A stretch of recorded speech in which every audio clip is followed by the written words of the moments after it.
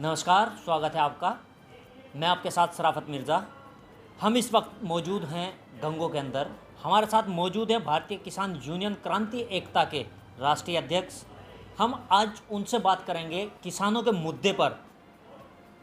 1 साल किसानों का आंदोलन चला, उस आंदोलन से किसानों को मिला क्या और आगे की रणनीति है क्या, इन सभी मुद्दों पर आज खुलकर बात करेंगे। स्वागत है अध्यक्ष जी आपका। धन्यवाद। अध्यक्ष जी, 1 साल किसानों का आंदोलन चला, उस आंदोलन से क्या निकल कर आया और किसानों के मुद्दे हैं क्या, क्या कहेंगे आप? इसमें भाई साहब किसानों के मुद्दे तो किसान ये जैसा महंगाई बढ़ती जा रही है तो इसके विपक्ष में किसान को उसकी फसलों के वाजिब दाम नहीं मिल पाए। ये समस्या जो है जिस दिन से देश आज़ाद हुआ ये समस्या उसी दिन से चली आ रही है। सरकारें आ रही जा रही लेकिन किसान का विकास नहीं हो पाया। मजदूरी ले लो, जितने भी सरकारी कर्मचारी हैं अधिकारी हैं इन लोगों की आमदनी जो है आए 300-400 गुना बढ़ गई, लेकिन किसान की आमदनी सिर्फ 19-20 गुना ही बढ़ पाई। तो जैसे सरकार की नीति जो है ये किसान के विपरीत चलती रही। जो विकास किसान का होना चाहिए था देश की आज़ादी के बाद जो है वो किसान का विकास नहीं हुआ। सरकार ने उस आंदोलन के दौरान ये कहा कि हमने जो बिल बनाए थे वो किसानों को फ़ायदा देने के लिए बिल थे और किसान लगातार अड़े रहे कि वो बिल वापस लेने चाहिए। सरकार ने उन्हें वापस भी लिया। तो आप क्या समझते हैं, वो बिल फ़ायदे के लिए थे या नुकसान के लिए? भाई साहब इसमें एक चीज़ थी, अगर वो फ़ायदेमंद होते और किसान की प्रति इनकी नीति अच्छी होती तो उसमें भागीदारी जो है सलाह में मशवरे में किसान के प्रतिनिधि होते, लेकिन उसमें सलाह जो है कोई प्रतिनिधि किसान का नहीं था। इन्हें अपने आप ही एकदम वो पास कर दिया गया। ये कहें बोले भाई या जो है नीति से कांग्रेस ने बनाई थी लेकिन कांग्रेस ने लागू नहीं करी थी, इन्हें एक साथ लागू कर दिया। ये किसान के विरोधी हैं। ये जो नीति है इनकी MSP ये जो 3 कृषि कानून बनाए थे ये कभी भी किसान के हित में नहीं है, ये हैं उद्योगपतियों के हित में। किसान को इससे लाभ होने वाला नहीं है, ये तो सिर्फ एक बहकावा। एक बात और कि कृषि मंत्री से बार वार्ता हुई लेकिन यहाँ किसी मंत्री ने कोई अधिकार ही नहीं अपनी बात कहने का, समझौता करने का। और मोदी जी ने जो है 1 मिनट में वो समझौता कर लिया, गलती मान ली। ये वापस करने का एक बहाना है, वापस ये नहीं करेगी। आज भी सरकार की नीति आई है, अब जिस दिन इनका पूर्ण बहुमत इसमें 24 के बाद आ जाएगा तो ये जो कृषि कानून है इन्हें फिर ये लागू करेंगे। और इसमें जो है किसान बराबर जो है इसमें आंदोलन करता रहेगा।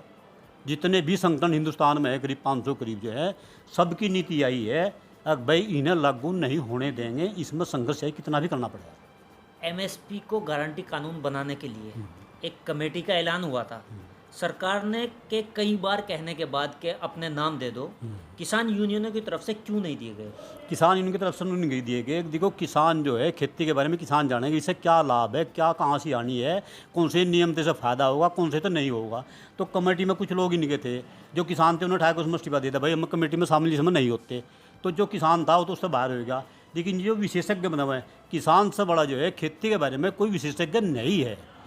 ये जो है पीढ़ी दर पीढ़ी जो हमारा काम खेती का है, हमारे बड़े बड़े खेती करते आ रहे, अगर हम कर रहे तो जितना एक्सपीरियंस किसान ने खेती के बारे में है इतना नहीं विशेषज्ञों ने और सरकार ने किसी ने है नहीं। और उसमें जो है ये कानून बनाने के लिए किसान को शामिल नहीं करते। मैं एक बात पूछना चाहूँगा अंत में आपसे कि किसान को किन चीज़ों से फ़ायदा होगा, सरकार को क्या करना चाहिए जिन चीज़ों से किसान को फ़ायदा होगा? सरकार की नीति ये होनी चाहिए, अब सबसे पहले तो मूल्य सूचांक के आधार पर किसानों के फसलों के भाव तय होने चाहिए। अगर आज जो है बिजली के रेट बढ़ गए या महंगाई बढ़ गई, खाद के रेट बढ़ गए, गैस के रेट बढ़ गए, पेट्रोल डीजल तेल के बढ़ गए और फसल के भाव नहीं बढ़े तो उसी रेशों में जो है फसल के भाव बढ़ने चाहिए तो किसानों को लाभ होगा।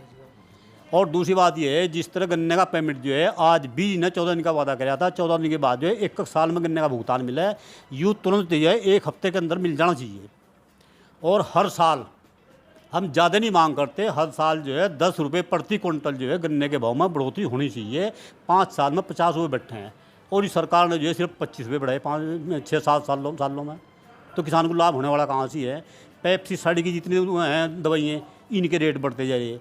बिजली के रेट बढ़ा दिए गए इसी सरकार में बढ़े हैं, तो यूं भी किसान पे बोझ पड़ गया कर्जे का और ख़र्चा बढ़ गया, तो इससे किसान जो है कमज़ोर ही होता जा रहा।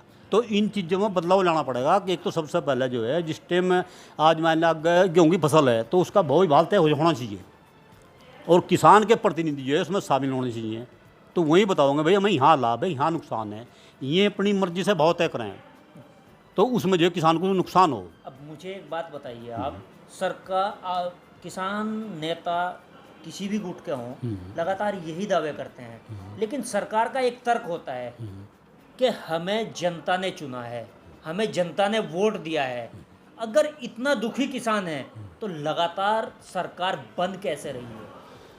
इस सरकार में जनता ने इतना वोट इनसे नहीं दिया जिन्हें इन्हें इसमें गड़बड़ी करी। ये जो क्या ना ईवीएम मशीन है, जब तक ये रहेंगे जब तक यह सरकार नहीं हटती जनता पे। आज भी जो है इसमें विधानसभा के चुनाव में आप आंकड़ा उठा कर देख लो भाई साहब, अब सपा का इसका मुकाबला था तो कुछ जगह जो है कहीं 2 सितारे, कहीं 3 सितारे, कहीं 5 सितारे, कहीं 1000 तारे, तो कम से कम जो है ये 80-90 सीटें ऐसी थी अब जो बिल्कुल इनके मुकाबले पे थी, तो ये सारी हराई गई। आप इसके प्रमुख के चुनाव में देख लो, वहाँ से गड़बड़ी करी।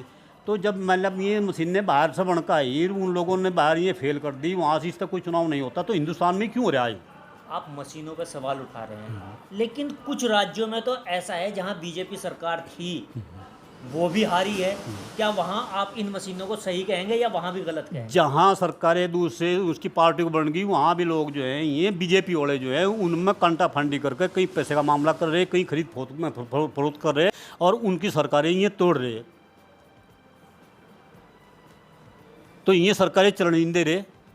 इनका तो सिर्फ एक ही मामला है, अब भाई पूरे हिंदुस्तान में इनका राज हो, आरएसएस का राज हो, जो आरएसएस के लोग हैं उन्हें तवज्जो दी जा।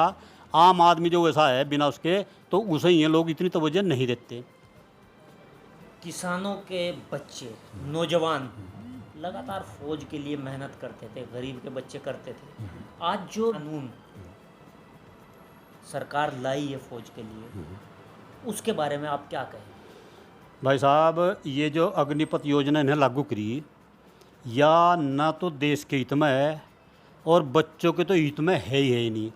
प्रधानमंत्री मोदी हिंदुस्तान का बाहर विदेशों में जाके कहता है कि मेरा देश युवा है, वहाँ 65% युवा हैं और उन युवाओं के लिए जो उनका भविष्य से अंधकार में करके 4 साल की योजना काट दी मिलिट्री में। 4 साल के बाद जो फिर उनके दिमाग में ये टेंशन रहेगी, हाई नौकरी हाई नौकरी हाई नौकरी। 10-15 साल जो है मिलिट्री में नौकरी करने के बाद जो उसे इतना पैसा मिल जाता था, अब वो आन के कोई भी कारोबार कर लेता, बिजनेस कर लेता। और 4 साल के बाद क्या मिलेगा इन्हें? 20 लाख रुपए दे दिए। अगर आन को उस लड़के ने अपनी बहन की शादी करनी पड़ गई तो 20 लाख रुपए वहाँ चले गए। वो फिर कंगाल का कंगाल है, फिर वो कागजों लियो फिरेगा, अग्निवीर अग्निवीर है भाई, नौकरी दे दो नौकरी दे दो, तो फिर टेंशन बढ़ गई। इस तरह मानसिक स्थिति भी बच्चों की जो है खराब हुई।